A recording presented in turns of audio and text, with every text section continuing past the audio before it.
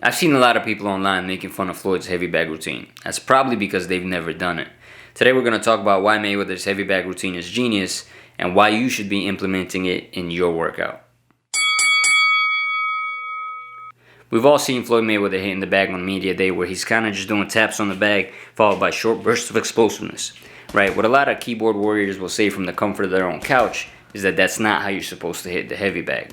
The reality is it's one of the best ways to hit the heavy bag because it is the closest thing to mirroring the pace of a real fight.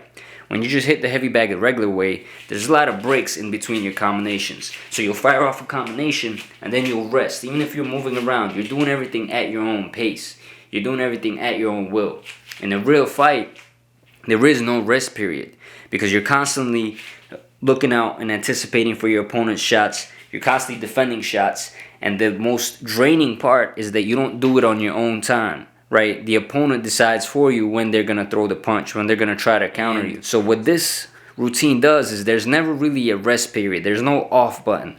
You're constantly in motion, right? This part where you just tap in the bag, which we'll see in a little bit, you're mirroring the part of the fight where you're anticipating the shots, where you're looking to set up your own shots. And then it's followed by short bursts of explosiveness, which mirror the part of the fight where you're actually firing off shots and needing to explode to get your opponent off of you or to get your opponent out of there, right? So that's one of the many reasons this is something you should be implementing in your heavy bag routine. Now, if you've seen Mayweather's heavy bag routine, then you know how to do it, but just in case, let's go over it in a little detail here. So what you want to do is you want to get in front of the bag, traditional boxing stance, or a little more squared up, which is what I prefer when I do this. And you're basically just going to hit the bag with some light shots. Not too light. You still want to have some speed and some rhythm to it. But for the most part, you're going to do light shots and then explode in the middle. Right? So here's what we're going to do. We're going to get in front of the bag and hit those shots, right? Try to keep a constant pace. And when you're doing this, do some affirmations, right? Think about how ain't nobody going to stop you. Think about how as long as you work hard, you can stop anybody. Right? And then what you want to do, think about your opponent. Think about when he's coming in with that dumb hook that you see from a mile away. And then you're going to explode. Then you're going to go back, right back to it. You're not going to stop.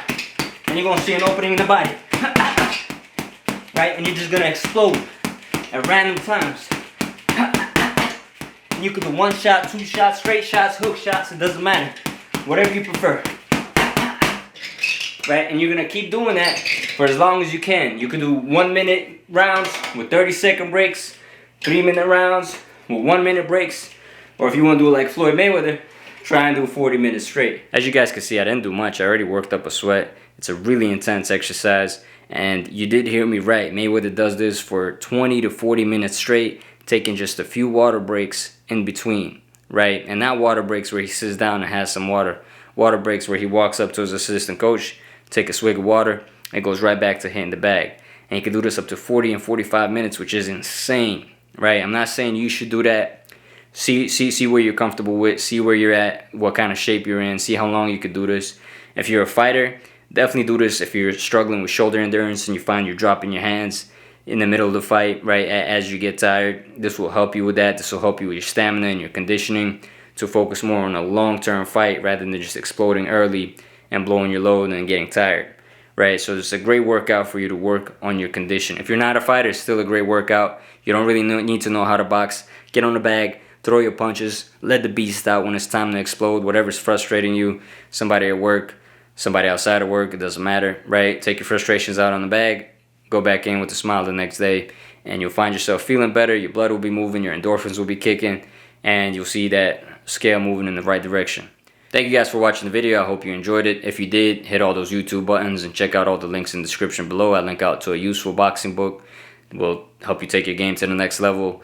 Also a link to our website where we have a shop and lots of useful content. You guys can enjoy browsing that. I'm Sean with Brawl Brothers, and I'll brawl with you guys next time.